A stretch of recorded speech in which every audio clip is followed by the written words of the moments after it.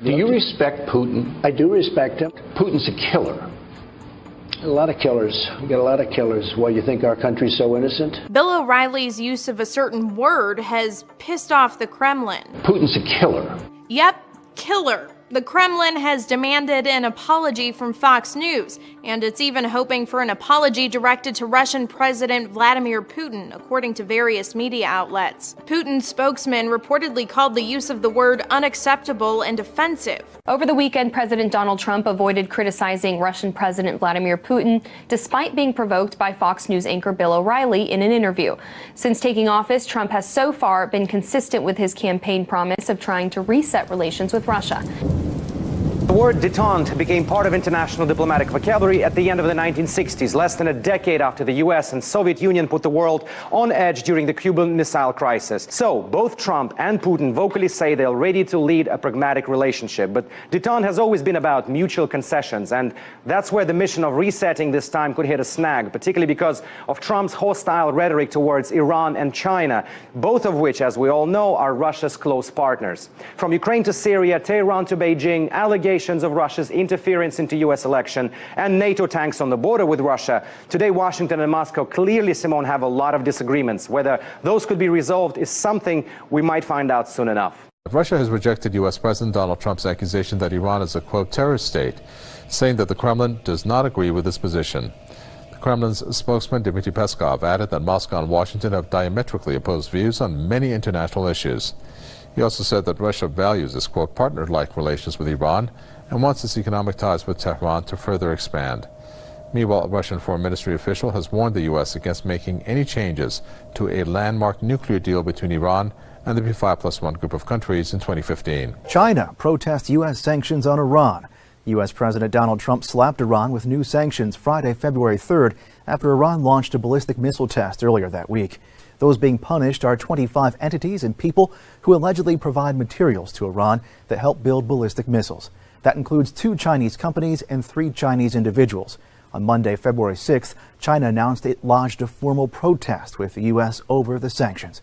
Chinese Foreign Ministry spokesman Lu Kang said, quote, the sanctions will not help in enhancing trust among the different parties involved and will not help in resolving international problems. Israeli Prime Minister Benjamin Netanyahu is in London today for meetings with his British counterpart Theresa May. Topping the 2 leaders' talks will be ways to form a joint response to confront Iran. Upon his departure for the United Kingdom, the premier said he's hoping to craft a U.S.-led tripartite response to Iran's missile testing. Netanyahu's talks with Britain's prime minister come just ahead of his first White House visit with American President Donald Trump on February 15th. Netanyahu is expected to focus on ways to drum up support for a harder line to be taken against the rogue regime, as well as a 2015 international nuclear deal it signed with 6 world powers despite Israeli condemnation. Netanyahu has long insisted the pact will only pave Iran's path towards atomic weapons development, when key restrictions expire 15 years after being implemented. While he's in the United Kingdom, the Israeli leader says other topics of discussion will include security, trade, and technology ties between the 2 countries. Also on the agenda are efforts to resurrect Middle East peace efforts. The Islamic Republic has unveiled another part of its domestically made military hardware. On Monday, Defense Minister Brigadier General Hossein Dehqan announced that the new weapons currently under mass production are the result of the work of Iran's defense sector in the current Persian year, which ends on March 20. The unveiling ceremony was held on the 38th anniversary of the victory of Iran's Islamic Revolution. The weapons on display were the Fajr 5 guided artillery rocket, Misak 3 shoulder-fired missile, a 40mm precision grenade launcher, as well as a new carbine caliber gun dubbed Masaf, and a polymer pistol, which according to the Defense Ministry is the lightest pistol of its kind in the world. One of the strategies of Iran's defense industries is to upgrade and diversify homegrown weapons and other defense equipment, such as the one you see behind me. The aim is to diminish dependence on the imports of such products amid continuing arms embargoes against Iran.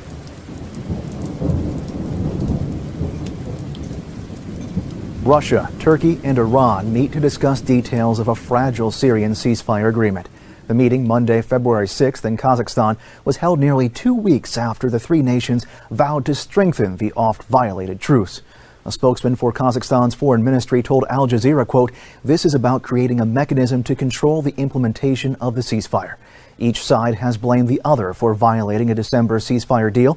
While nothing was signed at Monday's meeting, an official with Russia's armed forces told TASS news agency that he hoped documents could be finalized later this month. The official described the draft regulations as, quote, "complicated documents which require agreement both with the Syrian government and the opposition." Nearly 6 years of fighting have reduced much of Syria to rubble.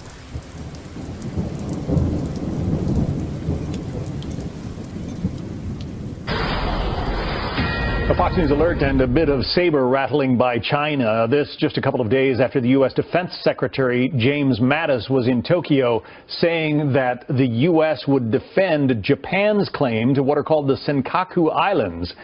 Well, just today, China sailed 3 of its warships past the Senkaku Islands. It claims them itself, as does the island of Taiwan. They are disputed. The United States believes that Japan has the legitimate claim. Now China has sailed its warships through Japanese waters, territorial waters, and past these Senkaku Islands. This again against the backdrop of Secretary James Mattis, who was in Tokyo a couple of days ago, saying that the U.S. would defend Japan's claims. We'll certainly keep an eye on this very interesting and developing story. The U.S. and Japan conducted a successful missile interception test, shooting down a medium-range ballistic missile from high above the Earth. On Friday, February 3rd, USS John Paul Jones successfully took out the target ballistic missile using its onboard Aegis missile defense system and an SM-3 Block 2A interceptor. The test, a joint exercise between the U.S. and Japan, took place off the west coast of Hawaii, while no information on the duration or trajectory of the flight was given. The Aegis system is designed to intercept a ballistic missile around the middle of its flight, when the missile is at its highest point above the Earth. Vice Admiral Jim Sring, director of the Missile Defense Agency, called the test a critical milestone, adding that the system, quote, "will ultimately improve our ability to defend against increasing ballistic missile threats around the world." Security forces are searching southern Israel for the remnants of a missile shot into the state by terrorists in Gaza this morning. As a Hamas spokesperson vowed, there will be an even greater escalation of violence in the near future. Fortunately, no Israelis were hurt in the attack. The Israeli army immediately retaliated by firing tank rounds at Hamas targets in the northern Gaza Strip. The latest outbreak of terrorist shelling comes as a senior defense official is warning that the Islamist group has been able to completely restock its weapons arsenal and restore its fighting abilities, left depleted in its 2014 conflict with Israel. A spokesperson for the terrorists' military wing is declaring today that the level of Israeli concern proves Hamas's success during the 50 days of fighting. The Hamas mouthpiece then boasted that even larger forces will fall in the near future. The U.S. Embassy in Baghdad said on Monday it has limited the movement of its personnel after receiving credible threats of possible attacks on hotels frequented by Westerners. The embassy also said, as a reminder, U.S. citizens should maintain a heightened sense of security awareness and take appropriate measures to enhance their personal security at all times when living and working in Iraq. U.S. authorities advise citizens to avoid traveling to Iraq, citing the risk of being kidnapped by armed political groups or criminal gangs and bombings by the group Islamic State. US President Donald Trump has reaffirmed his support for NATO while renewing his call on member countries to make their full and proper financial contributions to the alliance, which he said many of them have not been doing. Trump made the remarks on Monday during a speech at the US Central Command in Florida. The remarks came one day after his phone call with NATO Secretary General Jens Stoltenberg, where, according to a White House statement, they discussed how to encourage all NATO allies to meet their defense spending commitments. NATO members are expected to spend 2% of their GDP on defense, but only 5 of 28 countries have actually met that goal in the past few years. President Trump also agreed to meet with his counterparts at a NATO summit in Europe in May. Radical Islamic terrorists are determined to strike our homeland. It's gotten to a point where it's not even being reported. And in many cases, the very, very dishonest press doesn't want to report it. They have their reasons, and you understand that. President Trump's White House clearly isn't happy with the way the media treats terrorism. In defense of Trump's comments, the White House published a list of terror attacks that it says were underreported in Western media. Some of the listed attacks were heavily covered by the media. Others resulted in few or no casualties. And many of the attacks happened overseas. The U.S. media does have a bit of a blind spot when it comes to international terrorism. 538 researched which terrorist attacks are covered by Western media. It found attacks in affluent and Western countries tend to get more coverage than those in poor or non-Western countries. On Tuesday, a federal appeals court will reportedly hear oral arguments on the U.S. Justice Department's request to overturn a block on Donald Trump's immigration ban. According to a statement, the three-judge panel within the San Francisco-based Ninth Circuit Court of Appeals will hold an hour-long telephone session starting at 6 p.m. Eastern Time on Tuesday. The session was scheduled just as the Trump administration filed a new brief arguing that national security concerns make it improper for the courts to intrude on executive branch decisions. Last week, in a lawsuit brought by the states of Washington and Minnesota, U.S. District Court Judge James Robart halted several key aspects of Trump's week-old executive order. German city of Leipzig, where locals have seemingly taken a leaf out of Donald Trump's book, fearing for their security. Residents of one apartment complex have put up a 1.5-meter high fence as a refugee shelter is being built across the street from them. And the barrier's erection, well, it wasn't cheap, costing around €20,000. Building fences and walls, of course, have been deemed a short-term solution for some across Europe as the continent continues to struggle with the huge influx of migrants.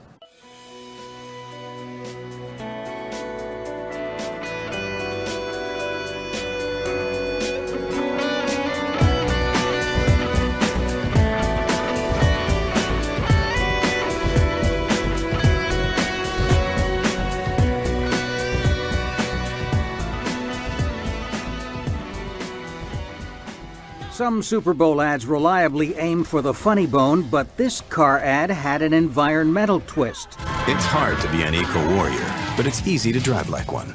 Other advertisers took a serious approach with themes to counter America's current strained mood. Coca-Cola revived an old ad appealing to ethnic and racial diversity, while beer maker Anheuser-Busch offered a reminder of its founder's immigrant origins and the supposed hostility he found in his new country a century ago. But a chain of lumber stores bluntly visualized how a Mexican mother and child of today would brave the obstacles in crossing the U.S. border. TV viewers, however, couldn't see its optimistic climax, showing that even high walls may have open gates because the Fox network, which aired the game, deemed it too controversial. So the ad's conclusion was only available online. The company that helped produce it says it was money well spent. The fact that we're having this discussion about the ad and about 84 Lumber is certainly one positive attribute of doing a Super Bowl ad.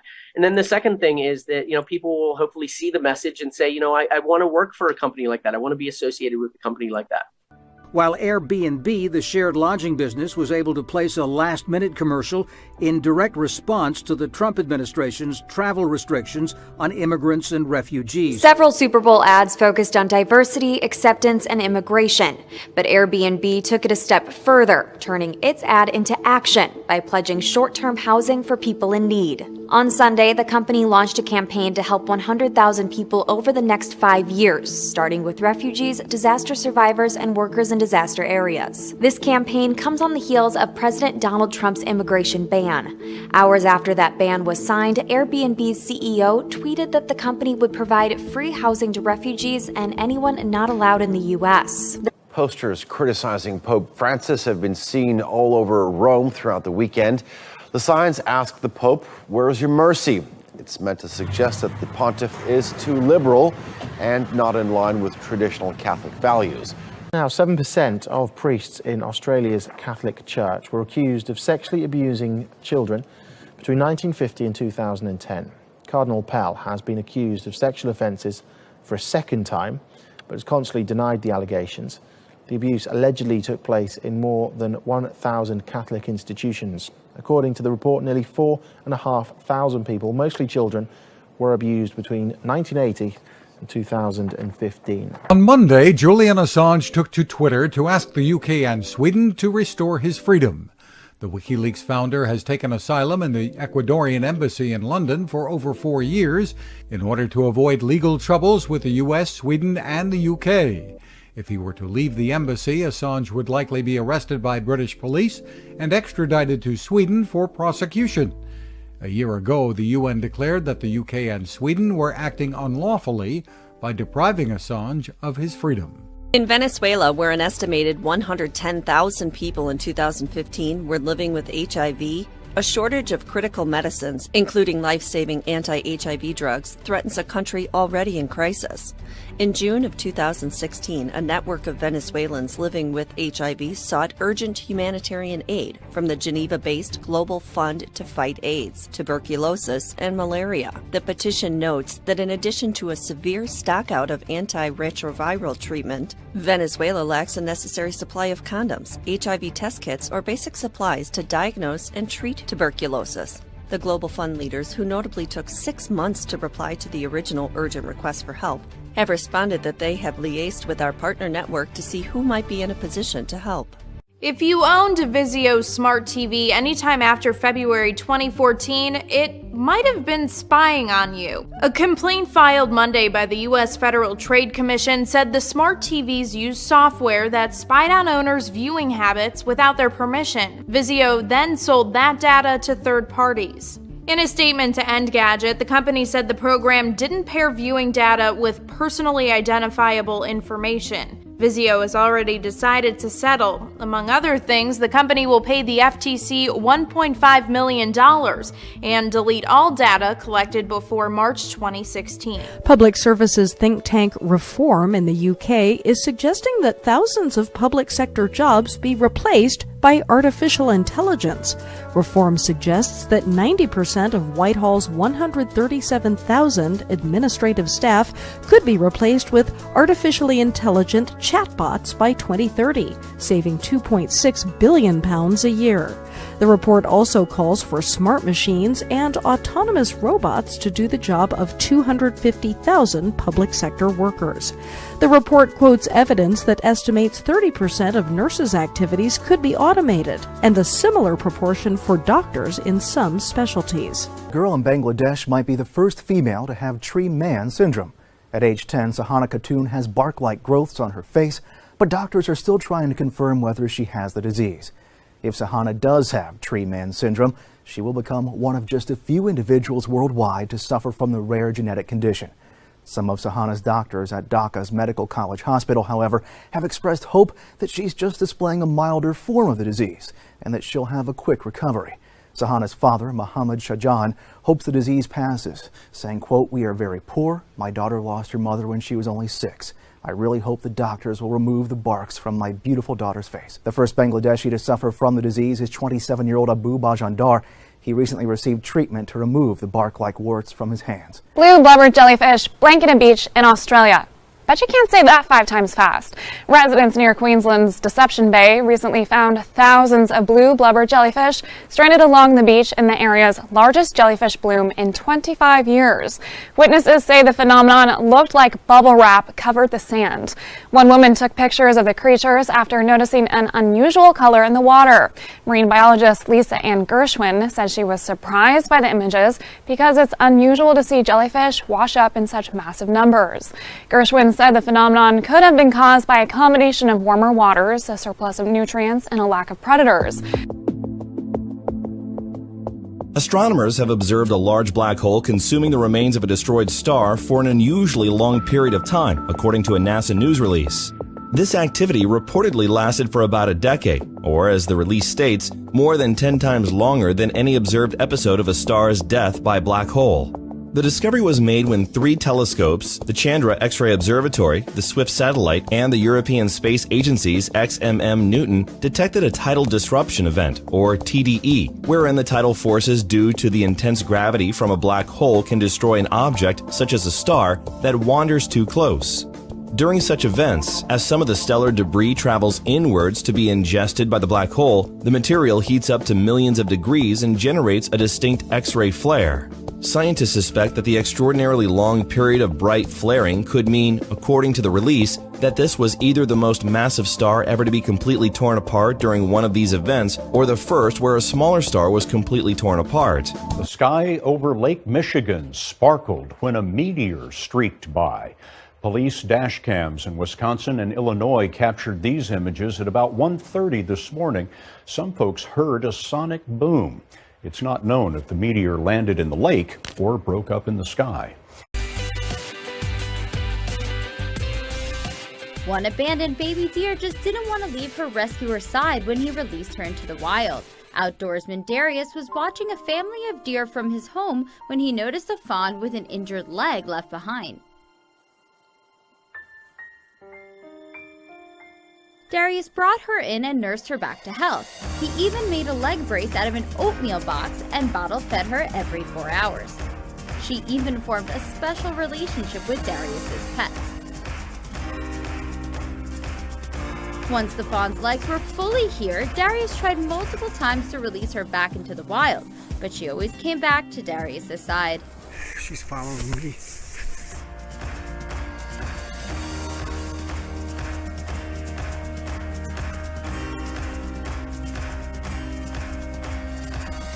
Until one night when the deer spotted her mom and rejoined her family.